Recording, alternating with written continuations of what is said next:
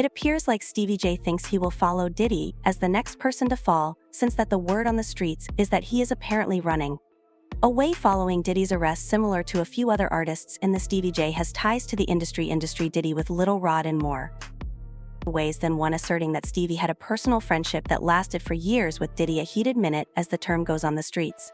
That Stevie is afraid of the things that anything that's now likely to occur to him. Fans of Diddy believe it's over, because there are plenty other items that are going to surface regarding Diddy Steve, so you guys had best be ready for this, since the drama is set to explode large time. In case you managed to miss the P. Diddy, our man was taken into custody by the feds on offenses, or rather felt that this was going to happen, since he has been struck by several things with allegation, beginning with Cassie's initial lawsuit from around a year ago plus following.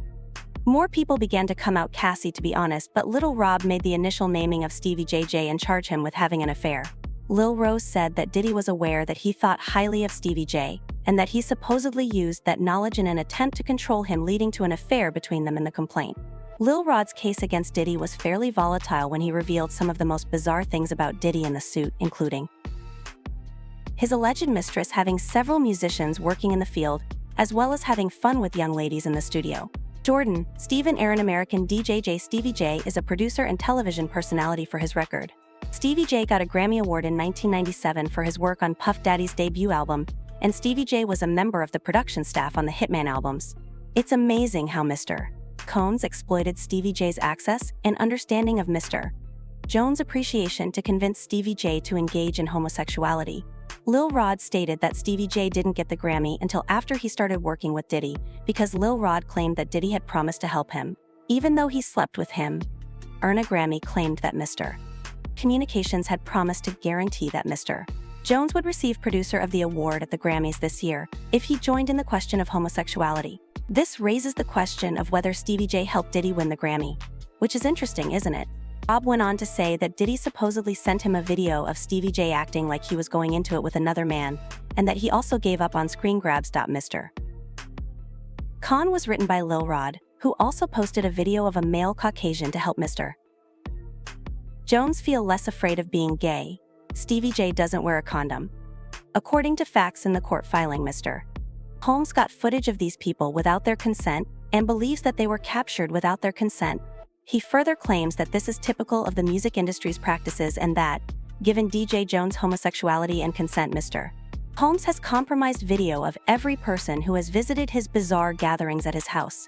However, Lil Rod went on to say that Stevie J reportedly took part in the freak-offs. Diddy pinned the Ethiopian suspects. The defendants, Lucian Charles Harams, are the cops who love records, Mentown Records, and enumerate the names of the Universal Music Group that many people engage in the sex trafficking of young attendees.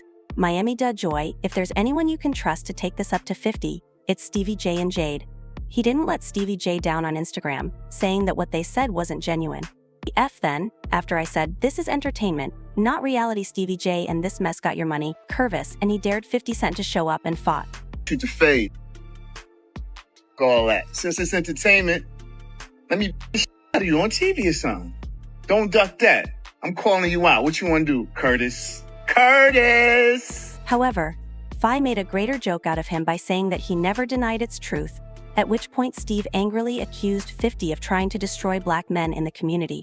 You know, he wants to bring the black community down worse than anyone else. How is that so? I said what I said in my post, and I'm standing on that too. Now, since he didn't accept what my offer to him, and he want to continue to be a comedian, why don't you go make some movies with Michael Blackson and don't talk about me? Okay. If you don't want to fight, if you don't want to donate to charity, donate the bread to charity and fight. Don't stop being a girl. And so, it seems that he now has good reason to be worried, because a grand jury recently decided that Diddy should face federal charges, and that things will get ugly soon after indictment records were made public. Taking into account some of the items that were described as how awful, the papers list several instances of Diddy's transgressions, such as those stated in this section. The defendant's acts of physical aggression were frequent and well known on many events going back to at least 2009 and continuing to be attacked for years by ladies, kicking, pulling, and striking among other things. These incidents happened at times when other people witnessed, including one incident in a Los Angeles hotel in or around March 2016 that was photographed, caught on camera, and eventually made public. When a hotel employee security personnel intervened, Combs kicked, pulled, and threw vases at a woman who was trying to leave. Coles attempted to convince the staff to make sure that violence happens in quiet as well, but it was unsuccessful. The lawsuit also addressed other issues, such as how witnesses were allegedly intimidated into silence by Diddy, which is why people didn't speak up earlier because they were too afraid, according to the paper. Members and associates of the enterprise of the Combs include Combs security staff, who occasionally used firearms and intimidated people, including those who were victims of and others who saw him in or around March 2024, when searching Cole's homes in Miami, Florida. Los Angeles. 3 of the fire victims had serial defacement numbers, according to California law enforcement, and the scenario says that when employees see someone in danger, they should report it.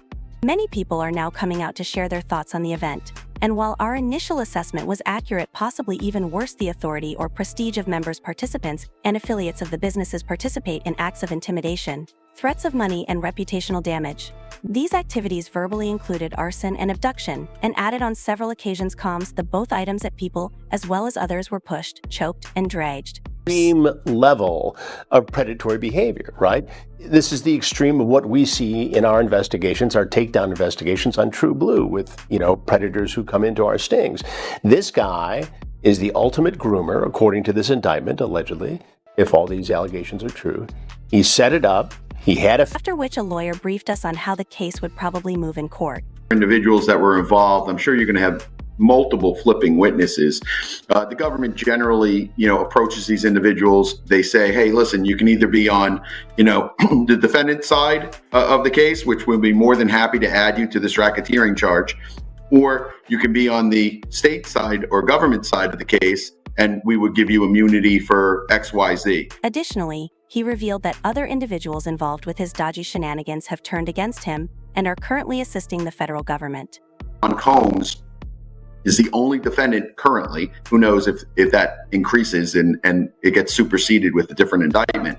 But currently there's only one defendant. My guess is that all of those individuals that could have been co-defendants or could have been co-conspirators or could have been involved in a RICO case have flipped on Sean Combs, and they're getting some sort of immunity. Furthermore, a defense attorney offered some insight into the approach that the defense attorneys will employ. If something like this were to go to trial, the defense is going to be, yeah, he's a freak. He's having freak offs. He's a freak, but he's not a criminal. And is sex lube really evidence? I mean, who amongst us that doesn't have a bottle of sex lube can cast the first stone? I'm assuming that that's going to be one of the angles that the defense is. Many of Did's associates would suffer if these experts are right, and it wouldn't seem surprising if they're all going above and above to accept plea bargains and Diddy internal in order to protect themselves and taking into account Lil Rod's assertions. If Stevie J prevailed in this contest, it would not be surprising for him to take the opposite stance, explaining why there are rumors in the streets that he may be running away to hide himself from the people who are commenting on what Stevie J did and how these accusations against Diddy came about.